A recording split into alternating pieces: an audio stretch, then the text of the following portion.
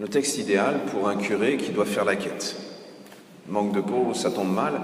La semaine dernière, c'était la quête pour le chauffage, que j'ai oublié. Chantal doit se retourner dans sa tombe. Et la semaine prochaine, ça sera la quête du secours catholique, que j'espère ne pas oublier, sinon c'est M. Bertin, président, qui va chauffer les oreilles. Il n'oserait pas. Et pourtant, aujourd'hui, je vais quand même essayer de vous parler de ce texte et de ces deux petites pièces de la veuve. Non pas pour vous dire qu'il faut absolument mettre des petites pièces rouges, par pitié pour les personnes qui passent des heures à compter les quêtes et à enregistrer quête par quête le nombre de pièces de chaque type et de chaque valeur, pour ensuite le reporter sur des livres de comptes à n'en plus finir. Pitié, arrêtez de mettre des pièces rouges. En plus, je me suis rendu compte qu'il n'y avait même pas de cuivre là-dedans. On ne peut même pas les récupérer pour les revendre à un ferrailleur. Donc, gardez-les pour quelqu'un d'autre. Je suis certain qu'il y a des boulangers qui seront très contents d'avoir de la monnaie.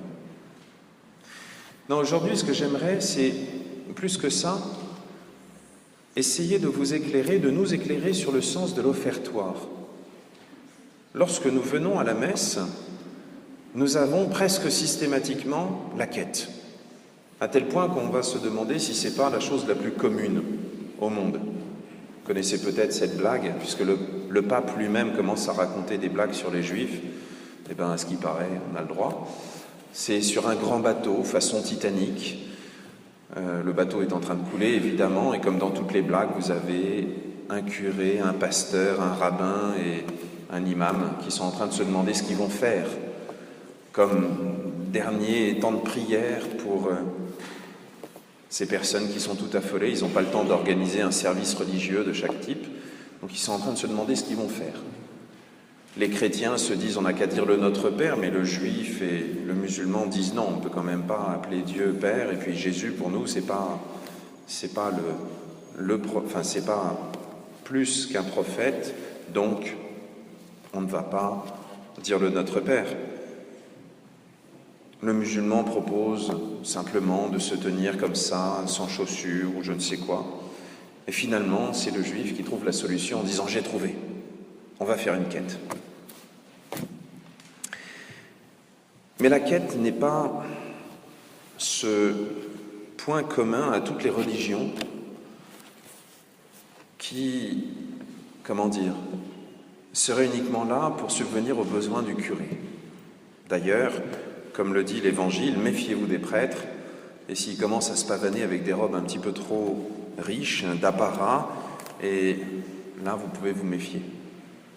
Même chose s'ils font preuve d'un petit peu trop d'orgueil dans les banquets, dans les synagogues, là aussi vous pouvez vous méfier.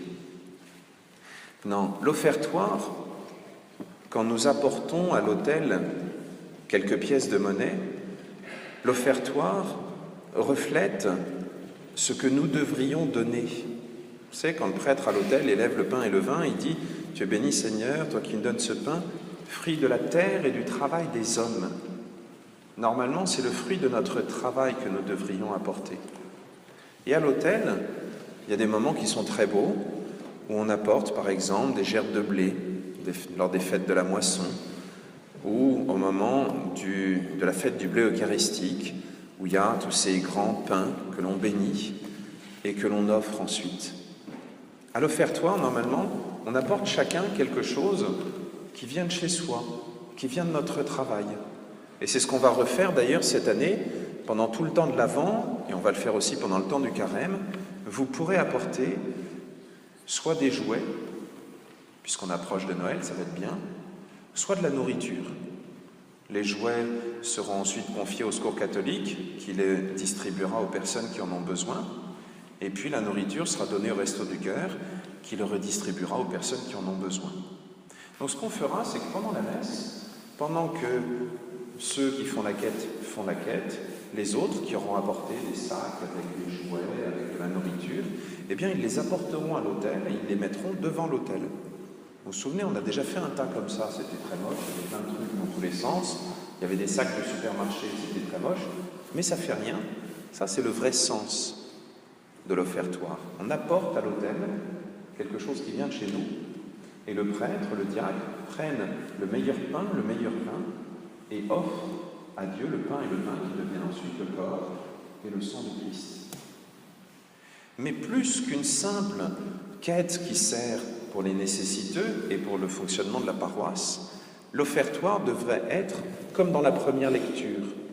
Je ne sais pas si vous avez entendu cette lecture, les jeunes. On l'avait vu, cette lecture. Vous aviez vu le dessin animé qui racontait la même chose. Vous savez, le prophète Élie, qui s'était réfugié à un endroit où il était ravitaillé par les gens, et qui ensuite était arrivé chez une pauvre veuve qui n'avait plus qu'une petite poignée de farine et juste quelques gouttes d'huile. Et il a osé demander à la veuve de lui donner la dernière petite galette de pain qu'elle était en train de faire pour elle et pour son fils. Vous imaginez pour cette dame le déchirement que ça a dû être. Pourtant, si elle l'a fait, c'est qu'elle faisait confiance à Dieu.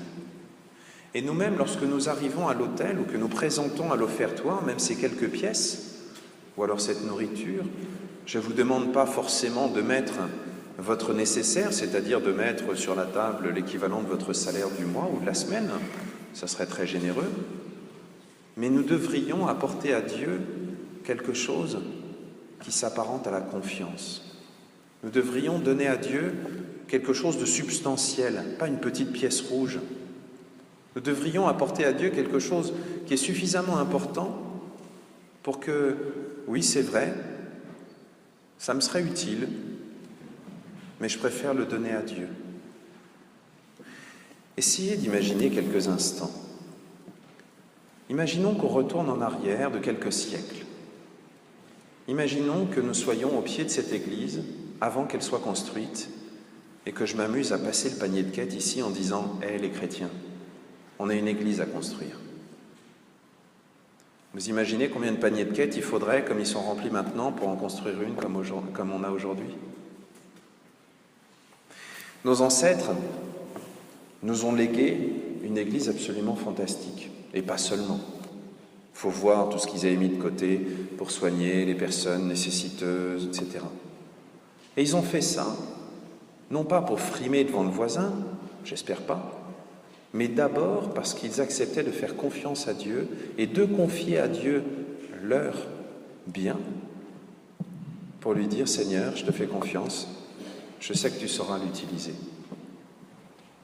Aujourd'hui, nous avons perdu cette habitude parce que, par exemple, ce n'est pas à nous, chrétiens, ce n'est plus à nous, puisque l'État a décidé de nous confisquer ces bâtiments au cours de l'histoire de France, ce n'est plus à nous de les entretenir. Mais heureusement, imaginez qu'il faille boucher les fissures qui sont là-bas dans les voûtes et refaire la toiture et la charpente. Là, vous en auriez pour quelques millions d'euros. Il suffit de diviser par le nombre de chrétiens qui sont là ce soir, enfin ceux qui ont un salaire, les enfants, vous avez de la chance, vous échappez. Vous imaginez ce que ça ferait comme panier de quêtes? Là, il me faut une brouette. Alors, pour dire les choses de manière un petit peu plus simple, lorsque nous faisons la quête, ce n'est pas simplement un détail, comme on jette une pièce à un clochard pour lui dire de se taire et d'arrêter de nous regarder avec ses yeux de merlan-frit. Ça, c'est une insulte, aussi bien pour le clochard que comme pour Dieu. Quand on fait la quête, qu'on donne à la quête, qu'on apporte à la quête, c'est quelque chose qui devrait être un vrai don que nous faisons sur notre nécessaire. En disant à Dieu, même si c'est la même quantité d'argent, même si c'est la même somme, en disant à Dieu, Seigneur, je te le donne parce que je sais que toi, tu es capable de le transformer, comme tu vas transformer ce pain et ce vin sur l'autel pour être ton corps, ton sang. Je te donne aussi ce fruit de mon travail parce que je sais que ce travail, tu peux le faire participer au bien du monde. Que Dieu nous aide à travailler ensemble, à travailler avec lui, à coopérer avec lui, à ce bien de l'humanité, à ce salut du monde. Amen.